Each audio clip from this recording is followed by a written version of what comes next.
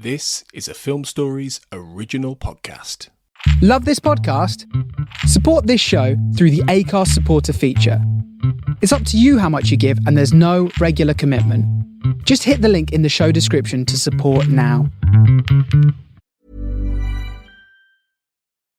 When it comes to weight loss, no two people are the same. That's why Noom builds personalized plans based on your unique psychology and biology. Take Brittany. After years of unsustainable diets, Noom helped her lose 20 pounds and keep it off. I was definitely in a yo-yo cycle for years of just losing weight, gaining weight, and it was exhausting. And Stephanie. She's a former D1 athlete who knew she couldn't out-train her diet, and she lost 38 pounds. My relationship to food before Noom was never consistent. And Evan, he can't stand salads, but he still lost 50 pounds with Noom. I never really was a salad guy. That's just not who I am. Even through the pickiness, Noom taught me that building better habits builds a healthier lifestyle. I'm not doing this to get to a number. I'm doing this to feel better. Get your personalized plan today at Noom.com. Real Noom users compensated to provide their story. In 4 weeks, the typical Noom user can expect to lose 1 to 2 pounds per week. Individual results may vary. This episode is brought to you by Progressive Insurance. Do you ever find yourself playing the budgeting game? Well, with the Name Your Price tool from Progressive, you can find options that fit your budget and potentially lower your bills. Try it at Progressive.com. Progressive Casualty Insurance Company and Affiliates. Price and coverage match limited by state law. Not available in all states. Ryan Reynolds here from Mint Mobile. With the price of just about everything going up during inflation, we thought we'd bring our prices down. So to help us, we brought in a reverse auctioneer, which is apparently a thing. Mint Mobile Unlimited Premium Wireless. How to get 30, 30, bit to get 30, bit to get 20, 20, 20, bit to get 20, 20, bit to get 15, 15, 15, 15, just $15 a month? Sold! Give it a try at mintmobile.com/switch. $45 upfront payment equivalent to $15 per month. New customers on first 3-month plan only. Taxes and fees extra. Speed slower above 40 gigabytes per detail.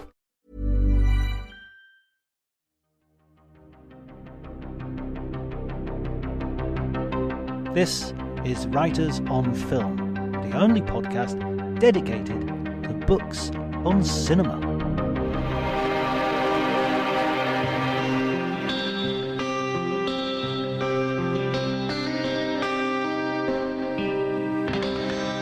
Hello everybody and welcome to Writers on Film. My name is John Bleasdale. I am a writer and film critic, and today I'm going to be doing something very new for Writers on Film. The first time I've ever done this. I'm going to be talking to 3 different authors at the same time. They are part of the We Are the Mutants website, which is a fascinating website which deals in sort of 60s, post-60s cultural history and looks at lots of things.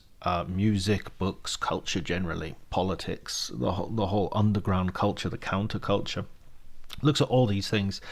And they've written a book. And the book is called We Are the Mutants, The Battle for Hollywood from Rosemary's Baby to Lethal Weapon. They are Kelly Roberts, Michael Grasso, and Richard McKenna.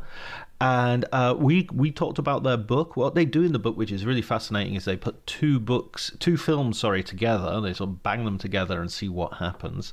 And some of the pairings are absolutely, all of the pairings are fascinating. All of them are kind of surprising, and all of them bring out stuff which is really, really. Anyway. Enough from me. This is a great conversation. You'll enjoy it. The best argument for it is the conversation itself. So without further ado, if you enjoy the episode, please remember to like, subscribe, spread the word as wide as you can. We're getting loads of listeners and we hope to get loads more with your help. You can follow me on Twitter at DrJontydRJONTY. But before you do any of that, please enjoy the conversation.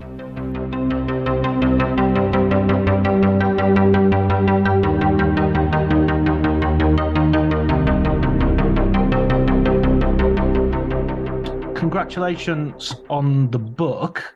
Thank you. Absolutely in my wheelhouse of interests, I guess. And from the cover, I just thought this is amazing, which I will describe to the listeners, even though I'll put a image up on the podcast. But it's the Texas Chainsaw Massacre. Apocalypse Now, Star Wars. I think that's Night of the Living Dead in the back? Is that Night of the Living Dead? The sort of silhouetted figures. I think we were just shooting for like a suburban family that was doomed, but it could easily also be zombies. Right. Yep. Okay. Plus the shadowy figure illuminated by light, very reminiscent of The Exorcist's famous movie poster as well. So yeah, it's meant to be more of a collage of aspects of the films that we talk. Right. Okay.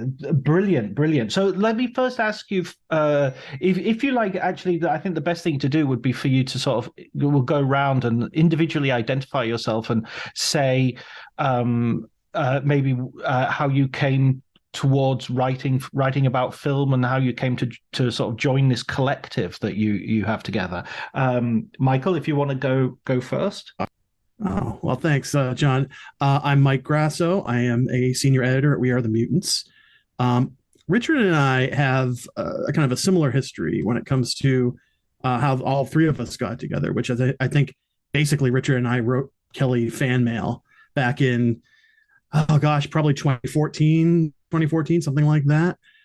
Just saying how much we really loved his site, Two Warps to Neptune. And from that sort of gushing fan mail, We Are the Mutants was born a little less than a year later, if my memory is correct, Kelly. Yeah, that's right. Yeah. I mean, they both sort of contacted me separately, and then Richard actually ended up writing some stuff for Two Warps to Neptune.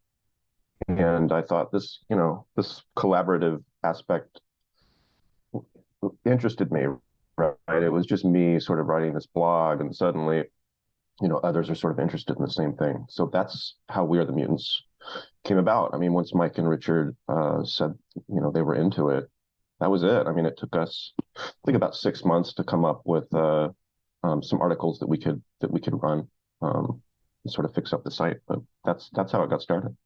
No, I'll just say that my big mistake was the same as Mike's. I sent Kelly an email saying I liked his site, and then ended up getting drawn into the nightmare that ensued.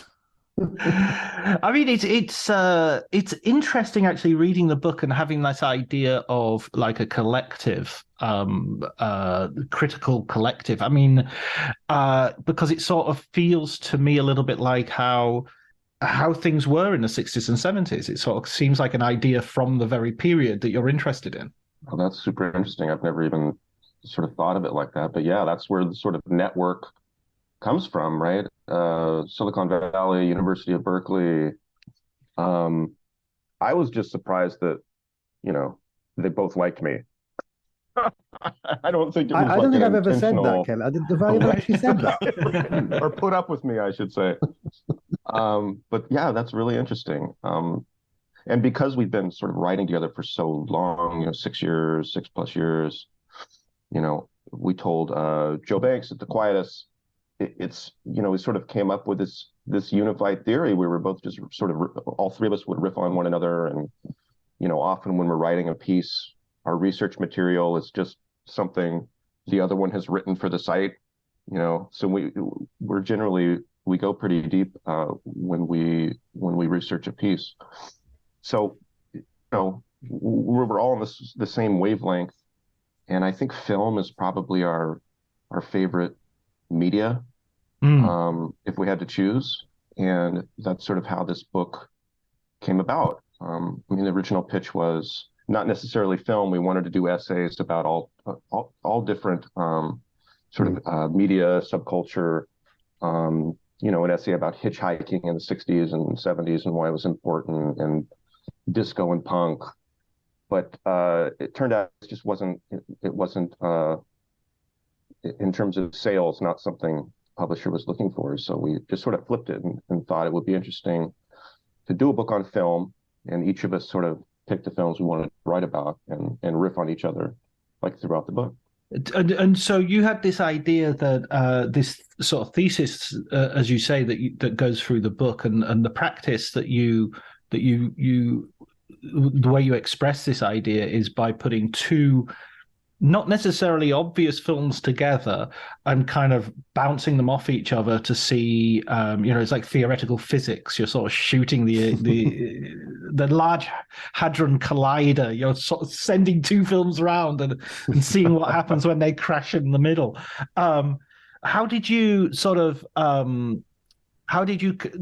divvy those up? And did you sit down and have a group discussion and say, or did you just come up with pitches for each other and then sort of do it that way? As I remember, the pairings kind of came naturally, more or less. As you say, a lot of them don't seem very obvious on the surface, but I think once we decided we were going to do this whole idea of, like, as you say, kind of having two movies kind of scrape up against each other and see what kind of friction results, I think it became obvious for a lot of us. I mean, we also have a lot of lost chapters that didn't make it into the book, a lot of lost pairings that, one of the ones I wanted to do was Blue Velvet and Back to the Future. And when I did a little bit of Googling, I found out there are many, many essays out there comparing those two films, all of which were very good, but I did not want to retread any ground that was apparently obvious to a whole bunch of other people out there. And I think as well. Oh, sorry. No, go ahead, Richard. No, I mean, we'd spent. Film is maybe one of the things we've spent less time on the actual website in terms of the articles we put up, but we've always spoken a lot about films when we're chatting, just amongst ourselves. So we've kind of built up, I think, a huge amount of interest in films that interested us and the ideas about them that had never really found a way into the site. And the book kind of provided a bit of an ideal pretext for putting those together and I mean, like I say, Mike said, there were a lot of pairings that didn't make it. Some particularly atrocious ones on my part, which is probably not a bad thing. They didn't make it, but we had. That was the hardest thing, I think, was whittling down, these pairings. I think originally the idea was we were going to have like 7 or 8 pairings for each section, and I think we ended up with four for each section, which I think 7 would have been too much. But yeah, there were a lot of. We could do another book, with the pairings that we had to sacrifice. Oh well, please do. I mean, that's. I'm ashamed to say, Mike, that when you said Blue Velvet and Back to the Future, I thought that's never been done. Immediately, I thought go for it. I want to read that. Now you tell me. John, do you know that's exactly what I shouted when I found, like, again, multiple blog posts of people who, and again, they were all really, really great, and they were going to hit the same area I was going to hit, which is that 1950s America was very incestuous. Back to the Future and Blue Velvet have very, very similar themes as far as that's concerned. Like but it's, again, I think that kind of led as a springboard to us kind of splitting these movies up into 3 periods as well, because I think it's very clear that the movies we chose for the 80s differ really, really seriously from the ones that came out during that, again, sort of like, studio rebels, quote unquote, period of Hollywood that we try to, kind of cut down to size in the book. But, it became clear to us that the themes that these directors were exploring and screenwriters changed a lot over the 20 or so years that we look at in the book. And I think another thing that I noticed, I'm not sure I was aware of it while we were doing it or even while we were writing the stuff on the website, but was a sort of irritation with the sort of dominant narrative about the sort of Raging Bulls thing and stuff, and just the way people speak about direct. I don't know. I think all 3 of us share a little bit of kind of gets on the nerves a bit when there's this very pat narrative that gets trotted out and leather jackets and people throwing over desks and smoking cigars. It just kind of because it just seemed like there was a much bigger world of things going on, and and it's like the sort of survival thing, isn't it? You see the ones that made it big and everyone knows, whereas a lot of the other stuff, which may have been just as interesting, often ends up being quite marginalized or just disappearing. And the other factor is we wanted to make sure that all the films we chose were genre of some kind or another. I mean, I think, I mean, maybe it's a little, loose to throw documentaries as a genre. I cover, one mockumentary, one documentary in my chapters, but we just wanted to make sure it was from those, some of these films got critical and commercial success. A lot of them didn't. And we wanted to kind of, be a little bit ecumenical about what we accepted into sort of the idea of genre film. We've got police films, we've got thrillers, but we've also got sci-fi, horror, all that stuff as well. I think if a handful of people watch Parting Glances and Suburbia and Seconds, then, we're all happy, because those are all incredible films that I think deserve a wider audience. So that was another thing that was fun about writing a book was, we got to write about films that we really admire and like and think deserve a wider showing. So, I've already had like a couple emails where, readers are saying, I just watched Suburbia, or I just watched Parting Glances, thank you for that. And that's really all I wanted. That's all I want in life. someone to follow me on Letterboxd. Someone validate my selections of films. The kids have to be made aware of Phase 4. It's like it definitely that kind of vibe to it. That's right. The ants will kill you.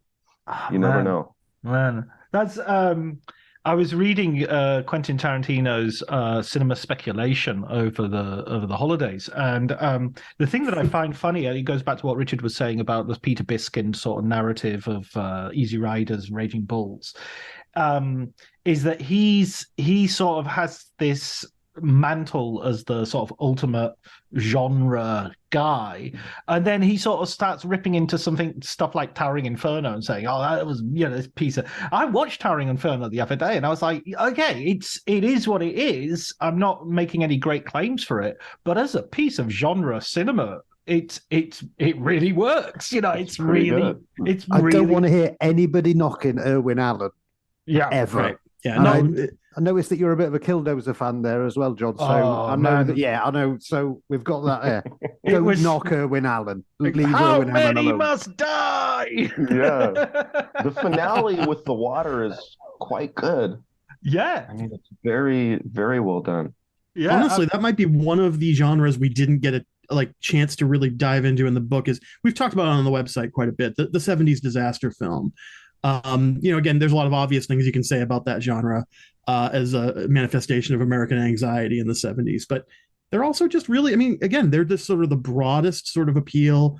You've got these guest stars from the golden age of Hollywood that all the old folks in the audience will be able to recognize, and some folks from TV, and basically there's a reason why they copycatted Airport, they copycatted all these other films, is because people went to go see them. They were just as huge as The Exorcist, Absolutely. I suppose they also tended to be really good receptacles for just dumping in loads of the hot topic issues like earthquake and stuff. There's always like 10 of the things that people get pissed off about them and throw them in as well as an earthquake, and that'll be the best film ever. And it sort of is the best film ever. So I thought it was funny about in the end of Towering Inferno, Steve McQueen says to Paul Newman, the next time one of you guys wants to build one of these, why don't you ask us about it? He's like, yeah, maybe I will. I'll see you tomorrow morning. And it's just like, I've got a feeling firemen were consulted about building shit before. What has this country forgotten about sensible city planning? And that's like the lesson of the film, right? But it is funny that they're, so many of them are so firmly sort of anti-corporate and anti-capitalistic. I mean, we talk about it. We talk about that on the site as well. That the politics are usually pretty progressive. Yeah, they're kind of all over the place. I mean, O.J. Simpson. Yeah. I mean, forget who O.J. Simpson is for 5 seconds, but he plays a major sort of active black character in the film, and there's no mention of his race throughout. There's not. It's like a non-issue, which for the 1970s is in itself progressive. So let's talk about films that you actually do cover in the book, but thank you for the link. You sent me a link to the website for the disaster movie. So if you do go to the website, you'll be able to read up on that as well, dear listener. So you start in the late 60s at probably the inception of what is going to be described as New Hollywood, with Rosemary's Baby and Martin Scorsese's Bloody Mama as your first pairing, and then you do Peter Watkins' Punishment Park, Wild in the Streets, Seconds, Watermelon Man, and The Exorcist Manson. Those are the pairings as you go through. Let's start with Rosemary's Baby, Bloody Mama. That right there is getting off to the races. Yeah, it took me a while to come up with a good one to go with Rosemary's Baby. I had written a bit about the novel Rosemary's Baby on the site. The movie's quite different. A lot of the sort of political, social issues are taken out of the movie. Probably because, Roman Polanski was not American and didn't have a great understanding of those issues. But they still sort of come through in the film. And I think the reason I start with Rosemary's Baby is because, it really is the most apocalyptic point in American history, where you've got Vietnam, the assassination of MLK, Robert Kennedy, and there's just this sense that everything is falling apart. And of course, Rosemary's Baby. Here's poor Mia Farrow, who does give birth to the Antichrist. But also, I think, we sort of see Rosemary as this feminist character, which is interesting, because at the very end, she has to decide what she's going to do. And in the book, she actually thinks about grabbing the kid and jumping out of the window, killing them both. But in the movie, after a little bit of screaming, she accepts the child and sort of the life and the Antichrist that's been born. So I'm not sure that's exactly feminism. But I do, and of course, Roger Corman. It's not exactly feminism. Nurturing the Antichrist isn't exactly feminism. I guess. Well, she chooses I think the movie is, she's all about this suburban, everything she wants is, she wants the husband, she wants the, 3 kids, 2 years apart. And she sort of unweaves this incredible conspiracy, right, against not only her, but the world. So the end, that's why the end is so shocking, right? That she sort of makes the decision that she makes. And Bloody Mama is Roger Corman film that I really like, and Shelley Winters is sort of devastating and over the top. And it's a ripoff of Bonnie and Clyde, which of course was one of the quintessential New Hollywood films, and a film I really do like. I think it's just an incredible film. It's one of those that sort of deserves the status that it's achieved, in my opinion. I just thought sort of focusing on these 2 female characters was an interesting place to start. And they're both sort of, the end of Bloody Mama is just as apocalyptic. There's a huge shootout, everybody dies. And, America's sort of obsession with violence and spectacle really comes out at the end of that film. I think we usually think, we think of Roger Corman as this, king of the bees, he's called, but he really did direct and produce some thought-provoking films. And, as a filmmaker, I don't think he gets the respect that he deserves. I mean, without him, there's no Easy Rider. He gave so many people that we recognize as New Hollywood their start. And, a lot of them will talk about that. Jack Nicholson has talked about him quite extensively, for instance. I think just sort of put Polanski and Corman together in one essay was fun, was pretty fun for me to do. Although I think that one also took me the longest to write, just because I had to figure out how to get them both together. Yeah, it's kind of, I always think as well of Polanski is the beginning of that sort of, I was talking to Adam Naiman about a year ago, and he came up with this phrase that I've stolen ever since, the gentrification of genre, sort of taking... Oh, God, Damon, that's been driving me mad for years. Just that idea that he takes a potboiler sort of novel and turns it into something which is very sort of, which if it was released today we would call elevated horror, because we would be that, it would have that cachet that something like, say, Texas Chainsaw Massacre never had. Texas Chainsaw would be my counter argument for gentrification. That's kind of like, you found it in a jumble sale horror. That's Night of the Living Dead too, right? Which came out the same year as Rosemary's Baby, would not get the same respect that Rosemary's Baby got.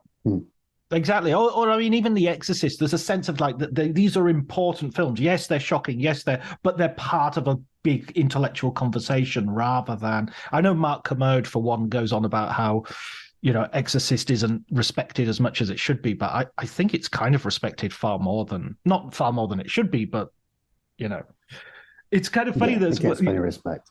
Yeah, exactly. I think it's maybe at the expense of some better films, perhaps. I don't know. But who knows? Sorry, I'm not going to go into that. Punishment Park, Michael. You went for that. The Pete Watkins controversial sort of mockumentary, I guess you'd say. I mean, I was reading. Again, we went through a lot of contemporary reviews of these films because we want to land all of these films in their context, socially, politically, mass psychologically, whatever.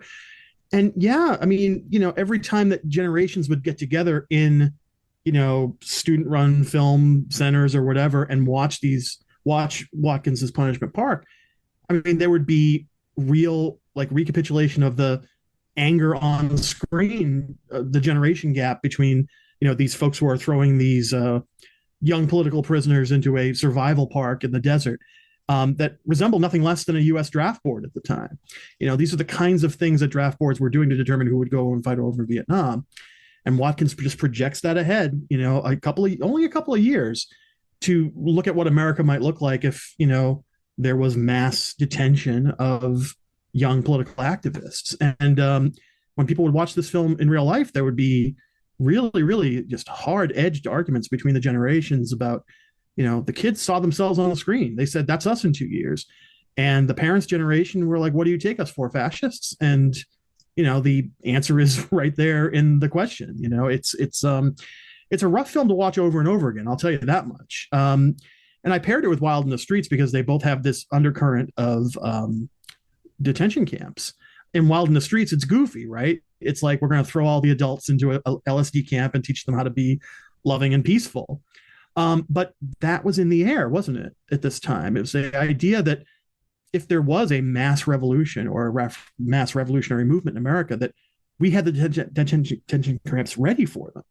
Nixon and Governor Reagan both, had secret plans to detain, much as we did during World War II, Japanese and some German and Italian Americans, young people who were against the war.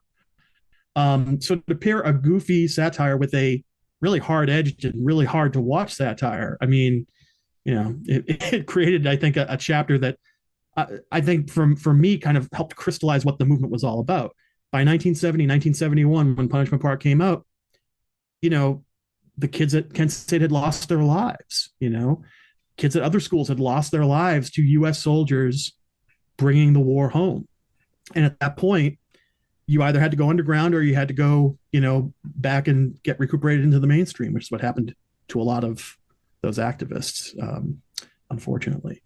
But a good pair of movies. Like I said, it was rough to watch Punishment Park over and over again, but I really, really enjoyed how well it kind of rubbed against Wild in the Streets. Absolutely. And I mean, the thing you've got about Kent State, the shooting that took place there when unarmed demonstrators were shot by the National Guard, murdered essentially, was that when they did opinion polls a week later, majority of the US population, according to the polls, supported the military action. There wasn't an upsurge of anger or in the Nixonian sort of silent majority, if you like. Exactly.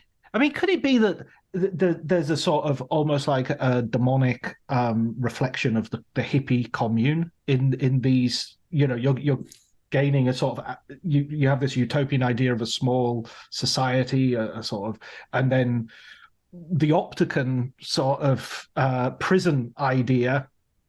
I mean, it's coming from John Stuart Mill, isn't it? It's coming as well from sort of like a utopian, essentially. I made the note in the Punishment Park chapter that Watkins picked the desert for a few reasons. One is that it does speak of America and sort of that, frontier that has now disappeared. And it's the same landscape that they would shoot, cowboy movies on. But who else hung out at a cowboy movie ranch?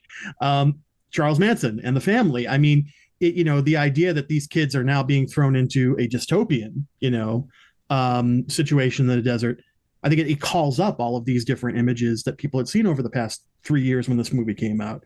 And that includes the Manson family. And that includes sort of the idea that, horrible stuff is happening out there in the desert, whether it's the invention of a nuclear bomb or people being detained in, mass detention camps, or, the young people plotting and planning revolution, whatever form that takes. Watkins didn't choose to put it in a heavily wooded area in the Northwest or something like that. He picked the desert. And I think for a lot of reasons that rang true and sort of felt very American, very quintessentially American.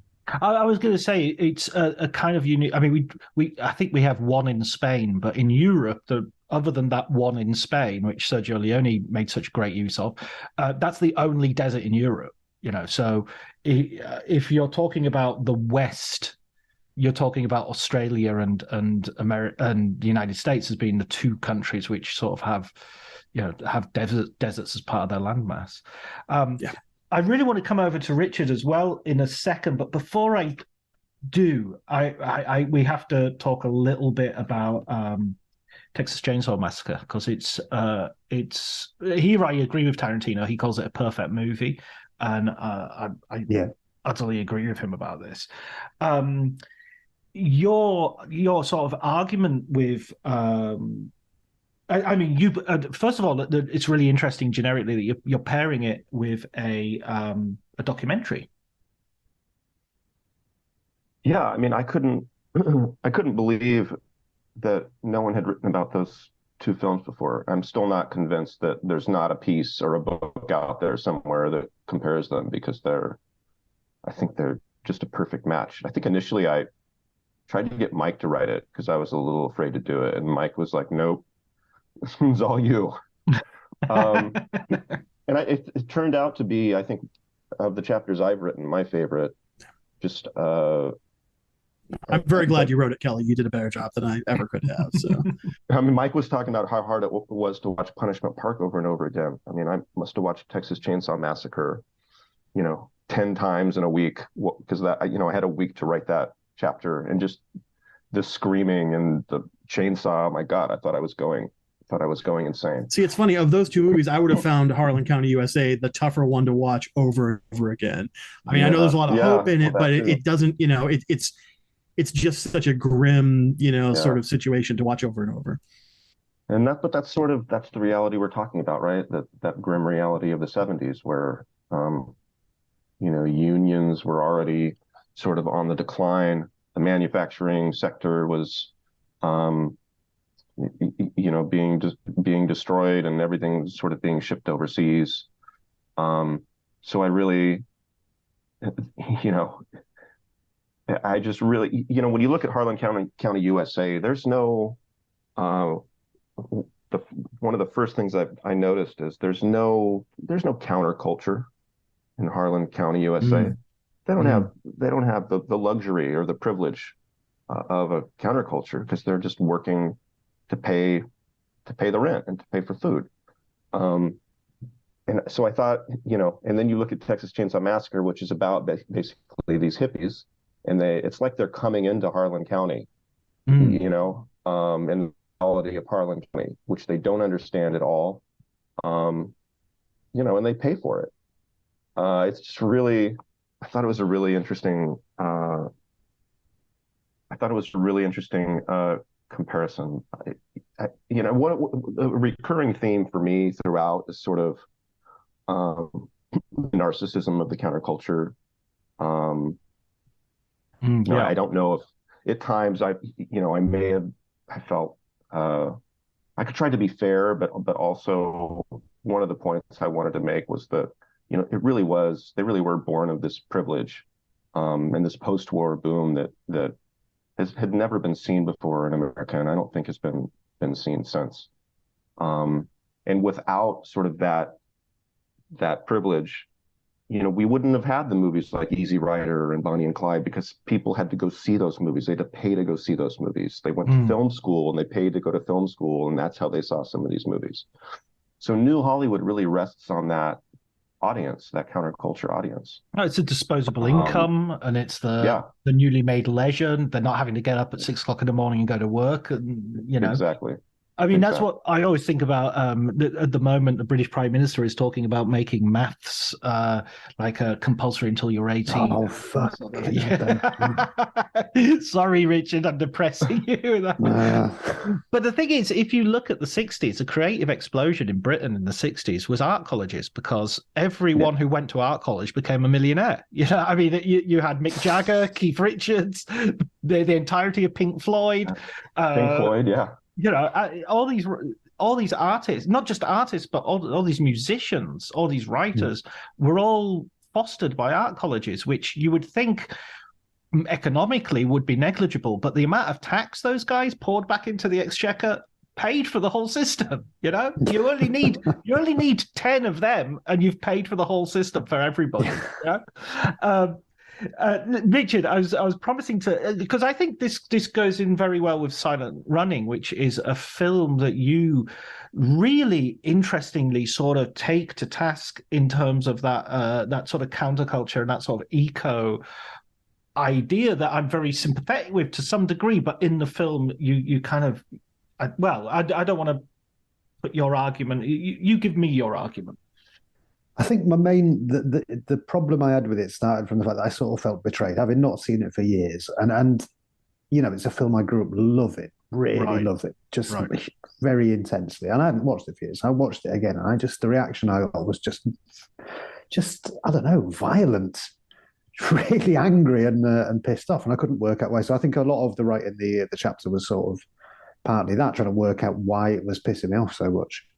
And I think it was that, gradually realizing that it was not in some ways, what it was claiming to be as a film. It was still macho frontiersmanship. It was still solipsistic. It was still somebody, these people are pissing me off, I'm going to kill them. And because that was being sold to you with these just absolutely adorable droids that still do my head in. I still love those droids. And, with an immensely engaging and sympathetic main character, I kind of fell into that as like, how can this film be wrong? This film is absolutely 100% right. And I think that was the way the film worked. And seeing it again, after, spending a lot of time talking to Mike and Kelly and, for years of us chatting about these kind of things, just an undertone in there that just really rang false to me, and it really stood out to me now. And I think that was the reason I was so sort of, angry about it, was because I did feel a bit betrayed by this film that I'd just seen as an act, one of the few acts of kind of, purity. And it just didn't feel like that as an adult. It felt very much like, that was maybe how it originally been intended, but, that was not the way it had ended up being, basically. It kind of left a bit of a weird taste in my mouth. Sorry, go ahead, Kelly. I was just going to say I think that's my favorite of Richard's chapters. I think Mine too. So, yeah. Thanks, man. And also, Silent Running did not piss him off as much as Poltergeist. I don't know if we'll get to Poltergeist, but Silent Running, like you say, I still enjoy watching that movie, but you really sort of pulled from it something that I didn't recognize, and I've seen it, I don't know, probably 8 or 9 times. And it's this idea that, his claim to care for the world and care for the planet and care for the animals is really just him wanting those things for himself. Right? It's not really saving them, it's just wanting them for himself. So really he's just this selfish individual who's blowing everybody up for his own. He doesn't seem that different from the rest of the people. Yeah, he doesn't sort of calmly try and talk his colleagues into this thing. He just gets fucked off as soon as he sees them. You're not really solving the problem there, are you? You're not explaining to them. You're just shouting at them. And anyone can shout at people. That doesn't make you the good guy. And in so many ways, Phase 4 is the more honest ecological movie, because it says that you are messing around with nature. Nature will mess right around back with you, and it will adjust the ways that it messes back around with you until you're subsumed into it again. And like, there were a lot of ecological message movies that were fatalistic in the 70s, Soylent Green, whatever, sort of mainstream ones, little scene ones. But I think that's the reason why Phase 4 hits so well as the counterpoint to Silent Running. It's like nature is implacable. Like, in the end, all of these jetliners with these huge domes on them and Silent Running, I mean, like, we're losing them all. And even if they haven't been lost, they've been taken off of the planet and separated from the planet that they need to be on. I mean, Phase 4 is definitely more like brutally direct about what it's trying to say, which is that they're going to come back around and eat you. You know what I mean? They're going to come back we'll around. Deserve it. And we'll deserve exactly. it. I'm not even sure it's that. I think it's like Mike says, it's sort of the fact that Phase 4 decenters humans. Silent Running is all about humans. Humans are going to do it. Humans are going to save it. A man is going to save nature. Phase 4 is like humans are no longer the center. And if anything, the ecology in the 70s was all about what we can do to fix things. Yeah. And in a lot of ways, Phase 4 is like nature's going to fix you. Exactly. Yes. Yeah, absolutely. I mean, the concept of nature in Silent Running is like, something kept under glass, like in a museum exhibit. It's a diorama. It's not. That's not what nature is. That's not an ecosystem, even. It's exactly. not. Yeah. Like as I said, the thing it's kind of sort of an exhibit in a mall. Yeah. This perfect glossy green. Cheese plants, it's a bit like what I used to see at the Arndale Centre in Doncaster in the 70s. Oh, those are nice. The Arndale Centre. That was a hell of a shopping centre. Oh. I've been there many a time. Yeah, God, talking about nightmares. And then you've got like, the one thing that I think is interesting about Richard's reaction to Silent Running, and it very much, I kind of was rediscovering the film through his chapter, and it was making me go, oh yeah, hang on a minute, is that these films to some degree kind of very persuasively give you a universe in which the people who are at the center are kind of right. That this decision is right. I always found that in terms of The Exorcist, what was so scary about The Exorcist was it posited a universe in which the good guys were the Catholic Church. And it's just like, shit, really? I mean, I was brought up by these bastards, So, yeah, totally.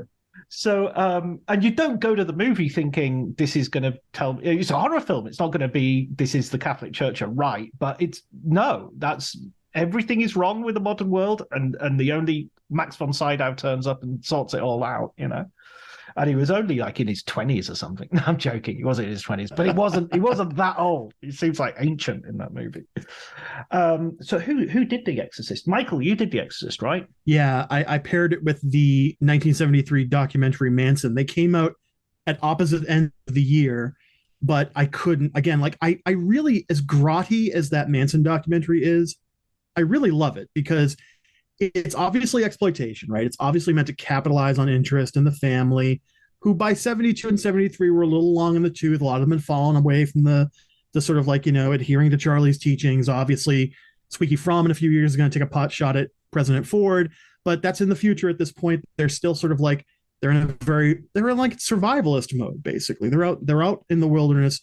They've got their rifles. And this documentary is done about the killings, the trial, and really tries to make the Manson family into these misunderstood hippies, you know what I mean? And done through this idea that Manson did something to the girls, to whether he used the sort of 1950s patriarchal programming that was already abroad in the sort of society, whether he used some Dale Carnegie or L. Ron Hubbard style mind control tricks to keep them, drugs, whatever.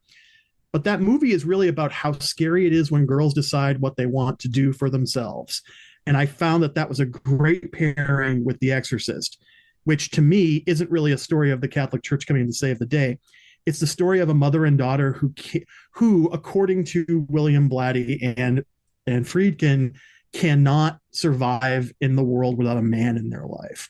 So both these movies are really these messages of like, men saying that girls need a daddy, and that I chose for the title of the chapter. Every girl needs a daddy, which the unspoken part of that is from the Manson documentary, Just Like Charlie. So whether the Abrahamic God is the same as Charles Manson, I try to prove that in my chapter, that all these structures of religion, patriarchy, politically, Manson recapitulates them just the same way as Captain Howdy or Explaining football to the friend who's just there for the nachos? Hard. Tailgating from home like a pro with snacks and drinks everyone will love? An easy win. And with Instacart helping deliver the snack time MVPs to your door, you're ready for the game in as fast as 30 minutes. So you never miss a play or lose your seat on the couch or have to go head-to-head for the last chicken wing. Shop Game Day faves on Instacart and enjoy $0 delivery fees on your first 3 grocery orders. Offer valid for a limited time. Other fees and terms apply. A little self-care can go a long way, especially amidst the hustle and bustle of the holidays. That's where Vegamore comes in. Trusted by millions, Vegamore is all about giving your hair the love and care it deserves. With their vegan and cruelty-free formulas, you can nourish and revitalize your strands while indulging in some much-needed pampering. Because let's face it, who couldn't use a bit more me time this time of year? Go to vegamore.com/ACAST, code ACAST. That's vegamor.com/ACAST, code ACAST. The God that Karis and the Catholic Church follow. It's a missing father, and nothing made American men more anxious in the early 70s than a family without a father. I mean, nothing's changed, obviously. We're in 2023, exactly 50 years later, and the same religious, patriarchal type folks are saying the same exact thing. We need the nuclear family. We need this and that. When in fact, it was the nuclear family that created all this psychic stress amongst the daughters of the 1950s American family. Rosemary was also separated from her father, I should say. So it's a lot of similarities between those two movies as well. Oh, yeah. Yeah, and again, going back to Rosemary's Baby, there's this idea of the cult and everything, but she's raped by her own husband while she's asleep. Yeah. And the thing that's scary about that today is she doesn't even seem to know that she's been raped. And in America, that was not a crime in most states in 1968. I mean, that would have been something that in the chapter. It's really a horrifying reality. It didn't become illegal in all 50 states until the 90s. So there's that really uncomfortable scene in the movie where, she says, "What do you mean I was asleep and you still did it?" And you said, "Yeah, it was baby night." And she sort of turns her back to the camera. She's just so incredibly vulnerable and sick about it. He makes some joke about it being like necrophilia. Yeah. Jesus. So, it's just so in fact, she was raped by a monster either way, right? If it's Guy, he's this horrible person, but in fact, it was the devil instead. Yeah. Who Guy has sold his soul to become a star, to become a film star. Has he sold his soul, or has he just sold her? Well, yeah. Sorry. He has. Wouldn't you say his sort of wife, and he's got to become part of the coven. So yeah, he's it's basically it's a Faustian deal, right? He's made a deal with the devil. Sure, absolutely. And I think it's interesting, of course, that he's also a male figure in the film. Super male, that Reagan's mother is a film actress as well. It's very heavily implied that her career got in the way of the marriage, and that's why the husband is estranged or divorced right now. So yeah, though obviously, like Rosemary's Baby and The Exorcist go together, they're beautiful together. But yeah, I think that when I rewatched The Exorcist for the book, I found the first third of the movie before the possession so much more interesting than the rest of the film, because it was just like, how do you deal with being a family of two when you've been used to being this like nuclear family of three for so long?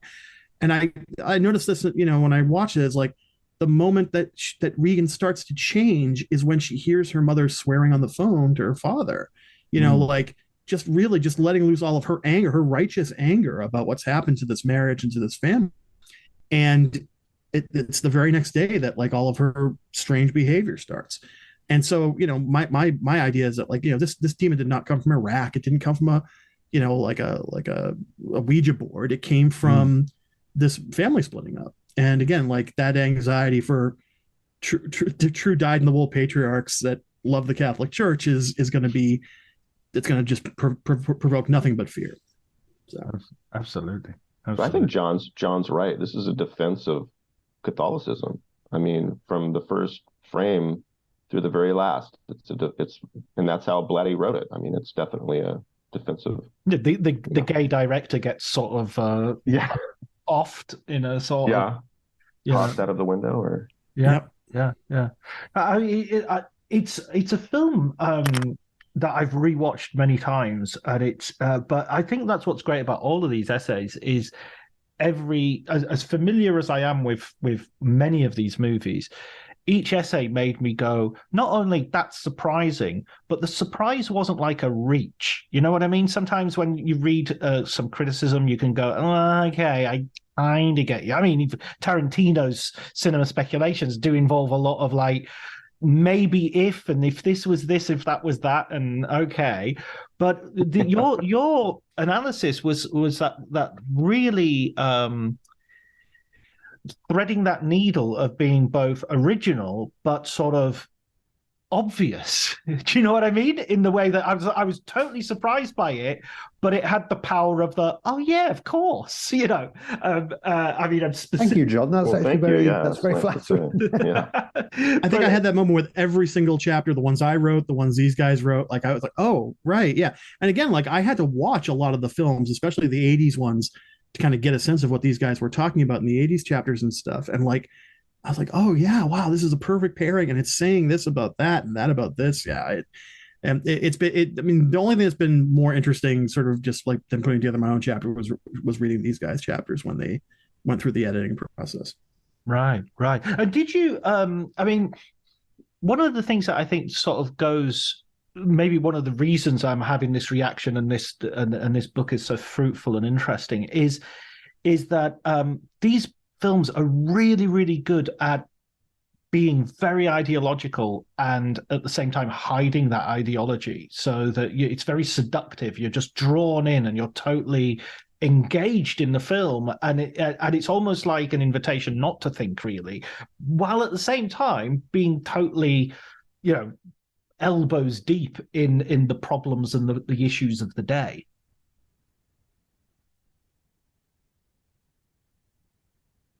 Oh, hang on. Yeah. Sorry. I think that's been part of that's something we've worked out by, I think, writing for the site. And I don't, again, it's just sort of this, all of us coming together and bouncing things off one another. And I don't know that it's a new way of doing things, but it's certainly something that felt new to me, right? We have a particular way of analyzing, I think, different media. And we're always looking for, what does it say about historically what's going on? What does it say about like what's being repressed? What does it say about, gender or race, or we try to sort of take everything in and write about it in a way that's not sort of academic. It doesn't use that sort of jargon, which is hard sometimes because, most of the stuff that's been written comes from that academic field when you're looking at film studies and film criticism and things like that. So I think at the very least, that's something that I'm proud of.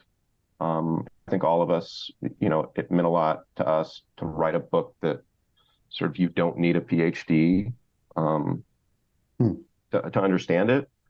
I mean, it does go sort of deep into the times and sort of history, but I think if you're willing to sort of engage with that and that's something you enjoy, I think it's accessible for everyone. But yeah, just the way.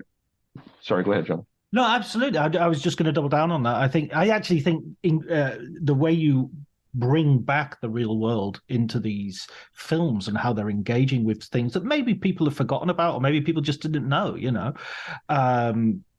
that brings these films alive in totally different ways, and totally, and the fact that somebody would be going to see Death Wish and Escape from New York the same, in the same year, in the same cinema, maybe, the same date night or whatever, and reading the newspapers and watching the news before they went to see it, and listening to a record before on the radio as they, drove to the cinema. It kind of recreates a really, it brings it back to life, I think, and gets away from this deification of the sort of nostalgia of the 70s and 80s, which isn't conducive to good discussion. No, thank you, Joe. That's very good to hear, man. That's what we were aiming for, I think. And I think you bring up the audience, John, seeing Death Wish, Escape from New York, seeing all these movies. I think that's something a lot of people forget, that if you don't have that Hollywood's always just going to be about making money. And then if your movie's doesn't have an audience, it's probably not going to get made. So there was an audience for a particular kind of film in the 70s, and Reagan was elected, right? People's ideas were changing. There was a new audience in the 80s, right? I mean, it's not, and you say, oh, well, the 80s totally sold out and all these awful movies, and the 70s was this golden age. There were plenty of incredible movies in the 80s. And I'm not talking about Back to the Future. I'm talking about, like, the Coen brothers started in the 80s. Jim Jarmusch started in the 80s. Spike Lee and a lot of black filmmakers were able to make movies in the 80s. So to me, it's a disingenuous argument. I think one of the things that Kelly's introduction does really well is trace what the movie business was going through at the time. And again, something very fundamental did change right in that period where Jaws and Star Wars came out. And it wasn't just about tastes in the audience. It was about actual physical brick and mortar, like, cinemas. And, where were you watching your film? Was it in a one screen movie house in a small town? Or was it in a 16 screen movie factory that could, service all of these people buying tickets at once? And the era of the blockbuster that kind of came in with Spielberg and Lucas, it changed the business. And Kelly talks about it. Lucas made a Vietnam parable where we were asked to identify with the Viet Cong and sort of underdogs throughout history. But by 1983, and by the time the Return of the Jedi came into the film, I mean, the messages in film were overtly patriotic, right? They were basically saying, Vietnam didn't happen. Here we are now. We're cleansed of that sin. And, we find a lot of interesting stuff in those mainstream movies in the 80s in this book as well. But as Kelly said, like, the important stuff was happening on the margins in the 80s. And it had something to say about this Reagan revolution that Kelly mentioned. I should also mention that a lot more women got the chance to make films in the 80s. I talk about that in the introduction as well. It's important as well. It's still a relatively tiny number, unfortunately, but I mean, it has to also be said that it was difficult to be a woman in the films of the 70s. I mean, if you were a woman in the films of the 70s, you got raped. I mean, there was just no two ways about it, and as part of the, I mean, have you, one film I watched recently for the first time was Looking for Mr. Goodbar.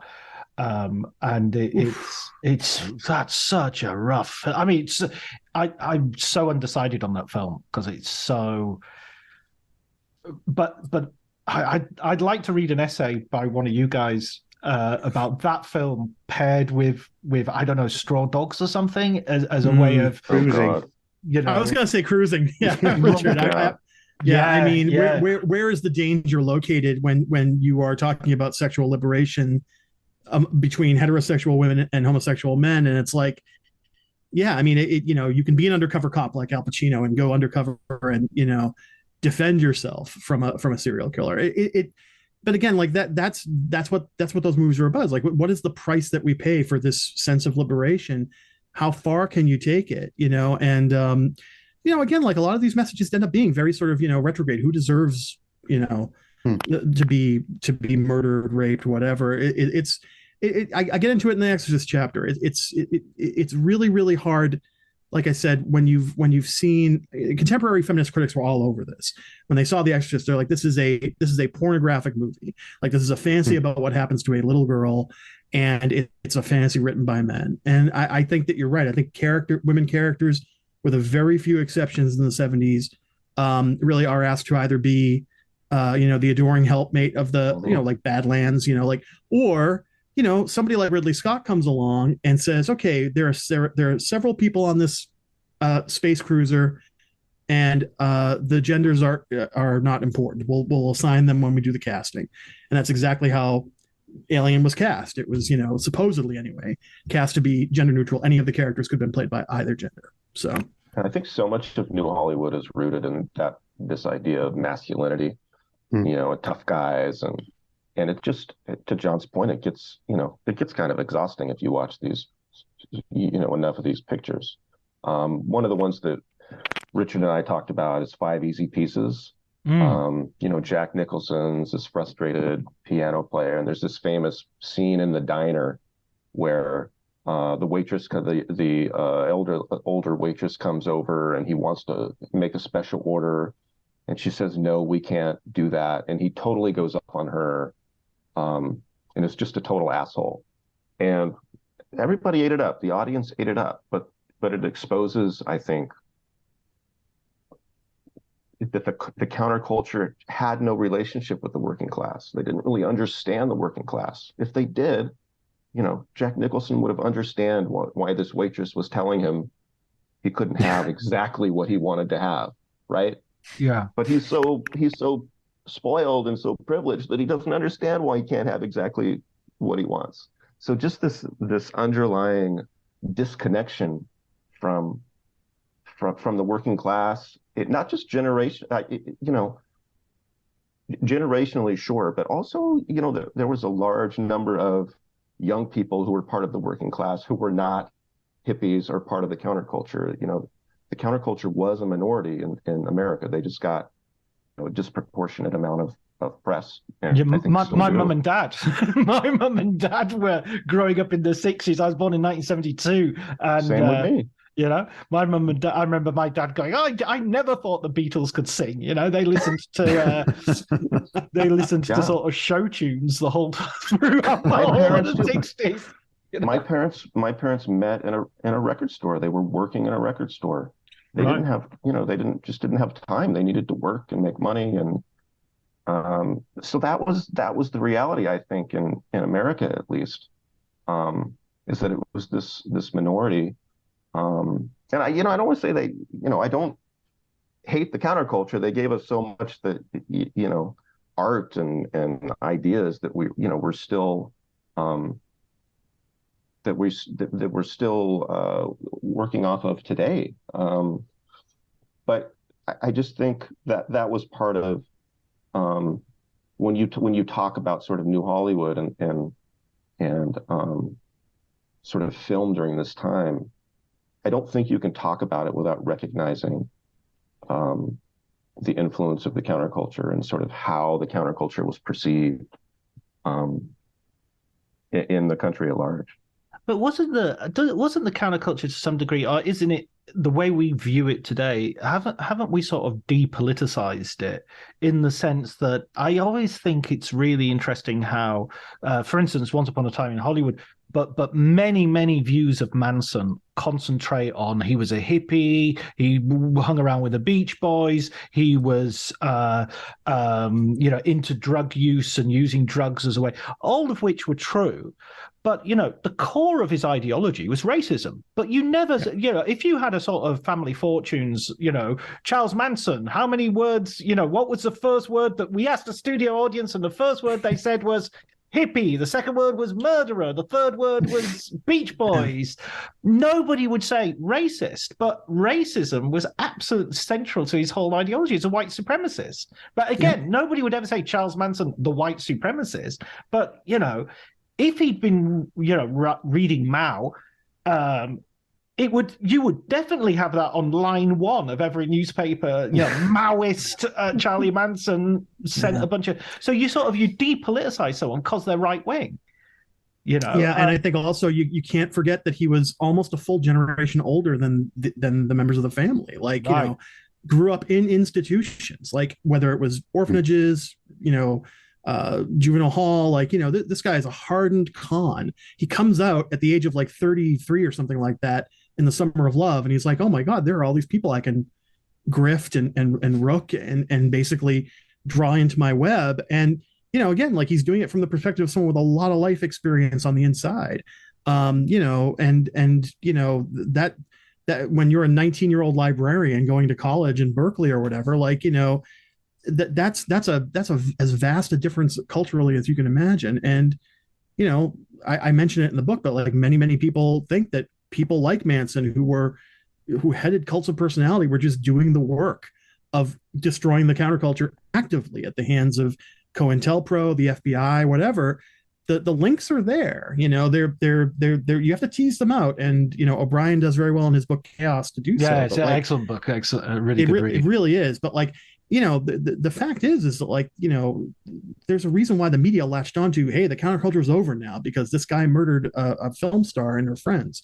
Well, they used him to demonize the entire you know, anti-war movement, which, you know, and if the anti-war movement ended Vietnam one day earlier, then the anti-war movement did the right thing, you know. So I don't want to, again, I don't politically disagree with the counterculture. I just think a lot of that attitude and a lot of the things that they did were naive. Of course, they were young, but their reaction against Vietnam was absolutely the right reaction. And for sort of, you know, what John said before, the silent majority to sort of blame them instead of blaming Nixon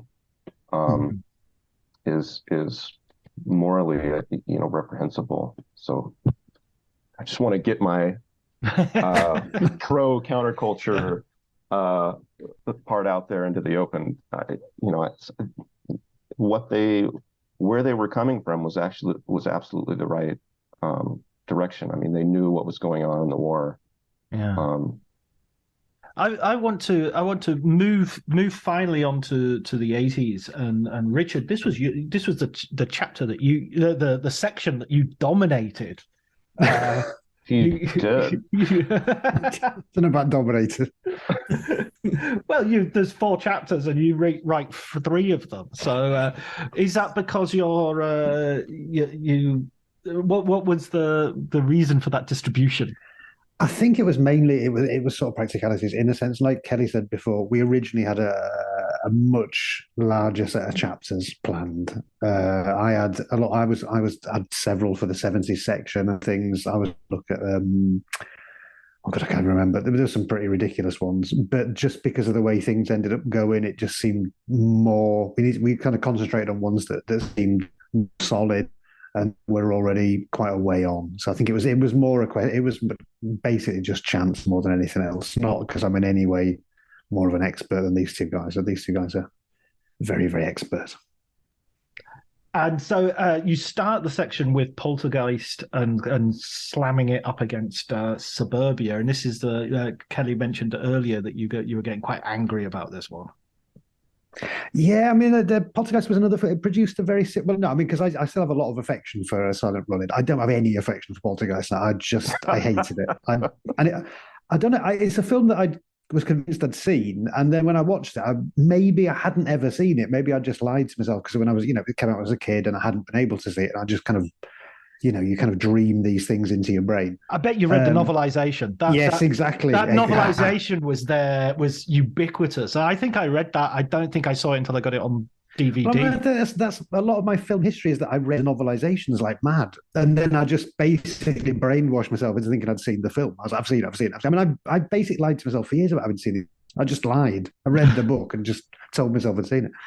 So Poltergeist just really got on my nerves. I just couldn't stand it, and it really, I don't know, everything about it just seemed so fraudulent and just sickening to me. I really had I mean, this is probably a bit of a theme, isn't it? That I have a ridiculously over the top reaction to things, but I think you're just mad because it was supposed to be a Tobe Hooper film, and we all love Texas Chainsaw Massacre. I mean, there is that. There is that, but there's also there's just something just fraudulent about it. It feels like an act of fraud being perpetrated on the audience. It's a lie, in the sense, normally I don't give a shit if it's enjoyable, who cares? But it just seemed like it was so blatant and so in your face and like, yeah, Texas Chainsaw, that stuff's over. There's none of that now. It's just this, just like sitting in some shitty restaurant. And Chainsaw Massacre is about counterculture, and then Poltergeist is about boomers, right? I mean, you talk a lot about sort of the parents and how they act and how that's kind of a follow through, right? I mean, this is what the hippies became. Well, that's the thing, isn't it? It sort of like gives the lie to a lot of what had come before, and it kind of shows this, and it presents it as something that's sort of admirable. I think that's the thing. It's not presenting it with any kind of skepticism. It's like this is it. This is great. These poor people are being, that's the thing that really annoyed me, which is silly, I suppose, is the way that it doesn't look in any way at how shit their parenting is. Their kids get attacked by a fucking demon, and then the next thing he's off to work. Yeah, the kids are off in the same bedroom that they were attacked by a demon, which is silly, but it also is quite telling that that's not, even for the people writing it, that's not an issue. You'll just stick your kids back in the same bedroom. Yeah, they just got nearly killed by a demon. Yeah, they'll go back. I think the reason why I feel so fraudulent is because it uses the trappings of Gothic horror, but has none of because the suburbs are so dissociated from history, you have to throw this sort of like afterthought in the end. Oh, you didn't move the bodies, but like, who cares? Like, like it's a suburb, right? Like it's supposed to look like any number of other suburbs out there in the American, landscape. And you don't feel like the Gothic horror is earned at all. You know what I mean? Exactly. Yeah. It just wants you to give it the money, and it doesn't want to earn what it's asking for. And I think that's exactly, you've nailed it, Mike. That's the thing. It basically is a fraud. It's like a sort of Ponzi scheme of horror type thing, it struck me on watching it after all those years of thinking I'd watched it like you, Richard. That I really detected the very long, strong fingers of Spielberg all over it, and I love Spielberg. I'm a big fan of Spielberg, but it's almost like there are some genres which are really resistant to him. He can sprinkle horror in his family entertainments, but when it came to him doing an all-out horror, he couldn't get rid of his family. You know what I mean? I think he works very well as a subversive filmmaker. Spielberg, like Close Encounters of the Third Kind, is all about the destruction of the nuclear family by a man. Close Encounters is also a much more frightening film than Poltergeist. E.T. is more frightening than Poltergeist. Yeah, true. True. Duel is more frightening. Jaws is more like Poltergeist is the least frightening thing in many ways. He had anything to do with it. Just like, what is his problem? Yeah. No, that's a really good point, actually. So I've just said he hasn't done horror, and you've just given me 4 examples. No, sorry, that's not. no. I mean, you're right. You're right. Jaws and Duel are pure horror films. There's no like sprinkling of horror elements into a Raiders of the Lost Ark, say, which you could argue is less, not really a horror movie, but yeah. But that's so fascinating. What about moving forward into sort of the 90s and the present day? I mean, God, we've had 20 years since the 90s, 23 years since the end of the 90s.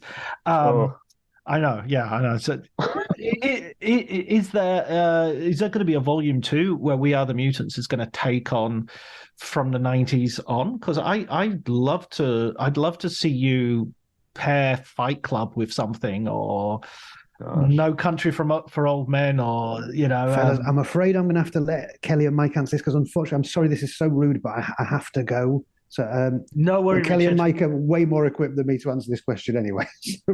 Okay. John, it's been a pleasure. Thank you ever so much, man. It's been great, really. Thank you. And thanks for your comments. Great. Take care, Richard. Bye-bye. I'm not sure I'm equipped to do the 90s. I feel like the 90s, I don't know. We've been working sort of this Cold War background for so long. We put so much sort of research into it. I mean, if we did the 90s, and also I don't think I'm as interested in 90s films as I am in sort of the 60s to the 80s. Mike, I don't know if you feel the same way here. I think one of the reasons why when we put together We Are the Mutants, the site, like we wanted to concentrate on things that we kind of remembered, right? So like from early, childhood to adolescence. And I think that you saw it in these this last hour or so talking to us, and like we didn't really remember all these films quite the same way. See, the thing is, anything I saw after high school, say in the mid 90s, I can recall with pretty instantaneous, recall where I saw it, when I saw it, the circumstances. I was an adult watching movies. But, even, the ones that I didn't understand, the ones that I watched on, UHF TV where they would show them unedited, and it was a big deal because before the VCR, you really couldn't see unedited films on television. All those movies I watched way, way too young, like The Deer Hunter, Apocalypse Now, that showed up on these television channels. Like, the reason why we wanted to focus on those kind of movies in this book is because we knew that we were going to see something new in all of them. And I just feel like past, again, kind of like early 90s, I may occasionally see something new, but the historical distance between now and the movies that we covered in this book, I think, generated so much of the interest in our heads. Is sort of like the world was very different in 1973 than it is in 2023, and that makes it kind of interesting to go back. I could talk your ear off about the last 25, 30 years of cinema, but it wouldn't. It's because history kind of stopped, didn't it? It's because we're kind of in that post, end of history kind of, endless regurgitation of stuff. Like it would be hard to look at a lot of cinema from the last 30 years and not just see the cynical impulses behind it, which is not to say there's not been lots of great art movies or lots of great independent movies. There have been, but I just feel like the blockbusters would be a tougher road to hoe with the blockbusters of the 90s and beyond. I'd be interested to hear what John thinks, but I just think it's because films have become increasingly more self-conscious. Maybe that's not the right, but I just feel like it was possible. Self-aware for sure. Yeah. Well, yeah, I feel like it was possible to make a movie about a killer alligator in 1982 and be totally serious about it, totally serious about it in a way that wouldn't happen in the following decades, right? Like Sharknado, and everything's got to be a parody of a parody of a parody, and they're Easter eggs. Lake Placid. Lake Placid is. Lake Placid was good. I like Lake Placid. I mean, you're right. It's yeah. There's an element of irony there, but it isn't. Yeah. It isn't Sharknado. It isn't silly. I mean, it's ironic, but it's not silly. I'm gonna push back a tiny bit here, if not a lot, because I think that I agree. We're close to it to some degree. It's difficult to look at it from a historical perspective. Haven't quite got that distance, but as we go back, I think time has a way of concertinaing, and so Fight Club is closer to Rosemary's Babies than we are to Fight Club. That's quite true. That's not quite true. Probably. I don't know. I haven't quite done the maths. It's close. It's very close. We're getting to the point where Charles Manson and The Doors is closer to their subject matter than we are to The Doors. Perhaps that might be a better example. My point is, if I look at the big blockbusters of the 90s, I actually see something which, again, we watched quite naively, but the political repercussions we're living with today. I mean, what do we talk about in terms of, we talk about snowflakes, Fight Club. We talk about being red-pilled, The Matrix. The Phantom Menace comes back in 1999, and we're looking at a Disney-fied version of what was the counterculture I don't know.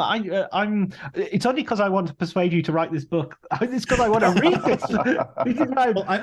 This is why I will leave you with this one thing, which is that there's this great bit in the middle of Adam Curtis's Hypernormalization, where he puts together all of the disaster film and alien invasion film footage from like the early 90s to right before 9/11, and we just see how similar that set of spectacles is to the day that the airplanes hit the towers. And I don't think I mean that says it all right there, right? You know, sort of this idea of spectacle being regurgitated over and over again and eventually leaking into the real world. It's super interesting, but I do feel like it's been definitely stated once or twice already. And I think that, you know, it's funny that you bring up Tarantino this whole conversation, because I did get the book for Christmas as well. I think we all did. And, you know, it's so funny. I've really cooled on him as a director. Once Upon a Time I thought was great. Before that, the 2 or 3 films before that, I wasn't crazy about. But I will tell you something. He writes about film incredibly engagingly. And I think that he too, also as somebody who came out of this 90s kind of, you know, period where film became kind of self-referential, more sort of aware of its own history. Like if anything, he has an incredible knowledge of film history, and he brings that to bear nakedly in everything he does. I mean, there are blatant references throughout, as Kelly said, quote unquote Easter eggs throughout all of his films. But I think as he's gotten older, he's gotten like to feel like, well, you know what, I want to play with that history a little bit more. So let's make it so, you know, the Manson family do get killed when they go into the house. Let's make it so, you know, World War II ends, you know, 5 months early or whatever. Like he's more interested now in playing with the history than actually just like spitting it out back on the screen. And so I think that's probably the meta-modernist rather than postmodernist sort of impulse, is to kind of play with the history and see how much you can get away with. Oh, it's fascinating. When you were talking about Manson earlier, I stopped myself because I thought I'd mentioned Tarantino a couple too many times. But it is that idea that, ironically, Manson in Once Upon a Time in Hollywood should have been closer to one of the Reservoir Dog characters than the sort of, you know, the hippified, distant. Maybe that's why you don't have him in the movie, because if he got close to the movie, you'd go, wait a minute, he's the same age as Rick Dalton. Yeah, that's really good. That's really good. I think, you know, what bothered me about Once Upon a Time was I expected the Brad Pitt character to go back to the ranch and decimate everyone, including Manson. And I felt a little let down that Manson sort of got off, didn't he? I mean, I've only seen the movie one time. It wasn't like Inglourious Bastards, where they get to actually show you in great detail Hitler getting machine gunned and burned down in the theater. I feel if you're trying to sort of get back at Manson, like, go get him. I don't know. I sort of thought you could have even had that as a post-credit sting. Yeah.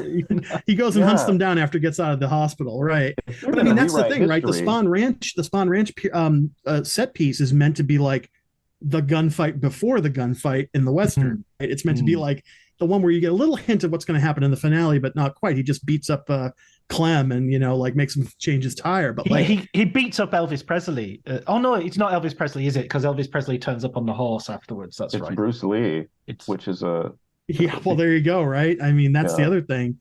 I want to put my fictional character up against this real person, and it's you know, Tarantino. He's one of those people who I want to hate, but I end up coming back to his stuff and always kind of just I get something out of it, and I think it's because we came out of that same television fed sort of like cineast idea where, you know, like we consumed so much film and so much television before the age of 13 or whatever, that it's all just kind of burned into our brains, you know. And it's made him a very deft observer of cinema. Whether he's a real critic or not, I can't really tell.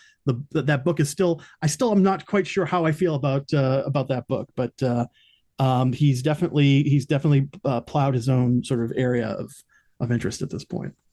Yeah, absolutely. Listen, guys, I have one last question for you. Recommended books. Could you recommend a film book for our listeners? Mike, you go first. Oh my gosh. All right. I'm sorry. I'm gonna go off script because it's a book that was foundational to the making of this book. Sure. I just want to mention it here. It's not all about film. There's some film in it. Andreas Killen's 1933 Nervous Breakdown, Watergate, Warhol, and the Birth of Post-Sixties America. Please check it out. It's a great time capsule of, I think, what is the most crucial year in the entire 1970s. Brilliant. It's a brilliant book. Yeah. I mean, if I had to do one book, it would be J. Hoberman, The Dream Life, Movies, Media, the Mythology of the 60s, where he actually starts in the late 50s and goes all the way up through Dirty Harry. And you sound like Peter Fonda in The Limey. The 60s started in the 50s and went to... Yeah.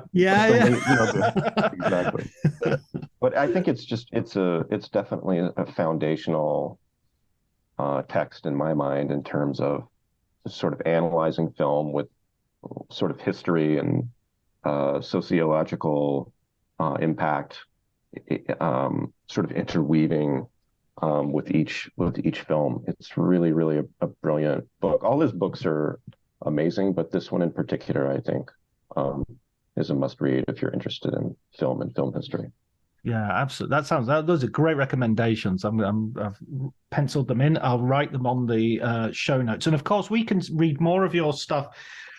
I'll put a link to the book in the show notes as well, but also a link to your website where you study more than film, and you go really into depth in a way which I think is incredibly accessible and entertaining. And I loved reading your book. I gave it to Jonah Nazzaro, who is the head of the Locarno Film Festival, and he's a fellow genre fan, and he thank you. And he ate it up. He loved it. So thanks so much, John. Very nice to hear. Yeah, no, there's it's a book I would absolutely.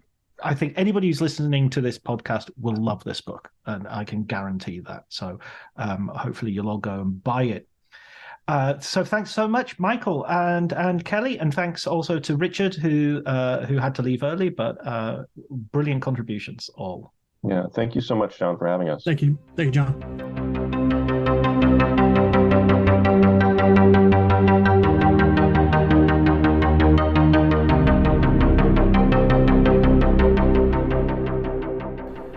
So that was my conversation with Richard, Kelly, and Michael. I hope you enjoyed it. I personally thought it was amazing. I really could have talked for another hour. I hope the guys will agree to come back and talk about some other things, because I think there's plenty of stuff that we could mine.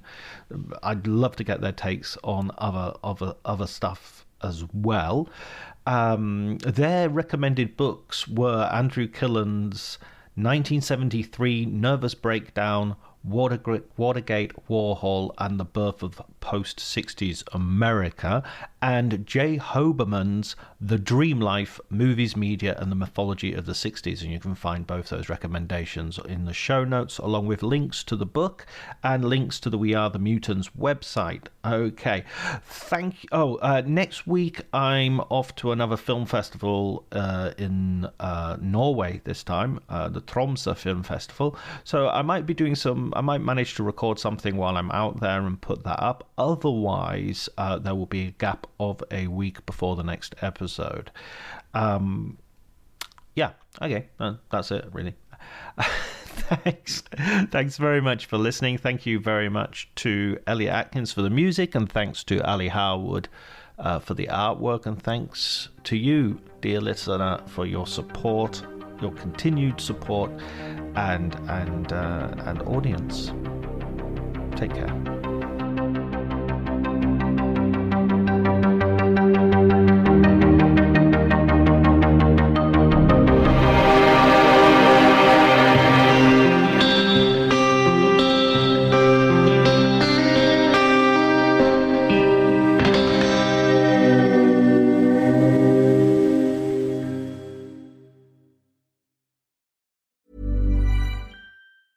If there's one thing that my family and friends know me for, it's being an amazing gift giver. I owe it all to Celebrations Passport from 1-800-Flowers.com, my one-stop shopping site that has amazing gifts for every occasion. With Celebrations Passport, I get free shipping on thousands of amazing gifts. And the more gifts I give, the more perks and rewards I earn. To learn more and take your gift giving to the next level, visit 1-800-Flowers.com/ACAST. That's 1-800-Flowers.com/ACAST. My dad works in B2B marketing. He came by my school for career day and said he was a big ROAS man. Then he told everyone how much he loved calculating his return on ad spend. My friends still laugh at me to this day. Not everyone gets B2B, but with LinkedIn, you'll be able to reach people who do. Get a $100 credit on your next ad campaign. Go to linkedin.com/results to claim your credit. That's linkedin.com/results. Terms and conditions apply. LinkedIn, the place to be, to be. What makes a great pair of glasses? At Warby Parker, it's all the invisible extras without the extra cost. Their designer quality frames start at $95, including prescription lenses, plus scratch-resistant, smudge-resistant, and anti-reflective coatings, and UV protection, and free adjustments for life. To find your next pair of glasses, sunglasses, or contact lenses, or to find the Warby Parker store nearest you, head over to warbyparker.com. That's warbyparker.com.